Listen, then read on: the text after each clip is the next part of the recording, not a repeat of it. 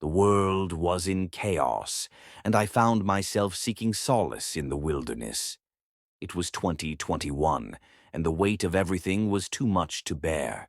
I needed an escape, a place to clear my mind and forget the stress of the endless cycle of bad news.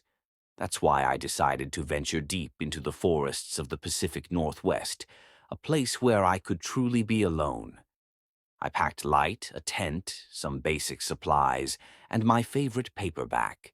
The drive to the trailhead was long and winding, and as I left civilization behind, I felt a sense of calm I hadn't experienced in months. The trail was empty, which didn't surprise me.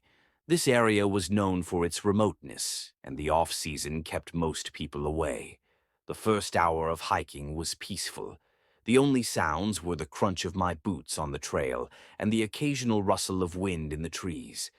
I finally reached a clearing by a small lake, surrounded by towering pines. It was perfect. The silence was almost unnerving, but I told myself it was exactly what I needed. I set up my tent just as the sun began to dip below the horizon, painting the sky in shades of orange and purple. After starting a small fire, I cooked a quick meal and settled down with my book. It wasn't long before the darkness fully enveloped the forest, and the only light came from the flickering flames. That's when I heard it. At first, it was subtle, a faint crunching sound like footsteps on dry leaves. I froze, holding my breath to listen. The sound stopped.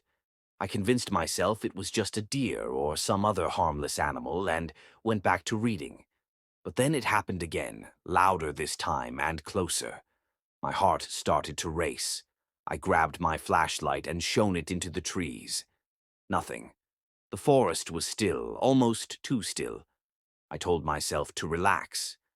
I was just imagining things. After all, being alone in the wilderness can play tricks on your mind. I put out the fire, crawled into my tent, and zipped it up tight. The wind picked up, and the sounds of the forest returned, branches swaying, leaves rustling. I started to drift off to sleep when I heard it again. This time it was unmistakable, slow, deliberate footsteps circling my tent.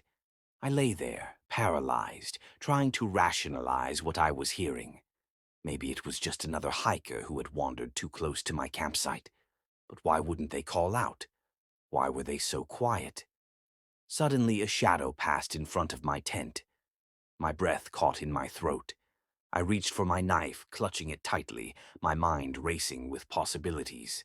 The shadow lingered for what felt like an eternity before disappearing into the darkness. I didn't sleep that night. As soon as the first light of dawn broke through the trees, I packed up and left, not bothering to eat or take in the beauty of the lake one last time. As I hiked back to my car, I couldn't shake the feeling that I was being watched. Every snap of a twig, every rustle of leaves made my pulse quicken. When I finally reached the parking lot, I found something that made my blood run cold. A single footprint in the dirt, larger than any I'd ever seen and far too human to dismiss.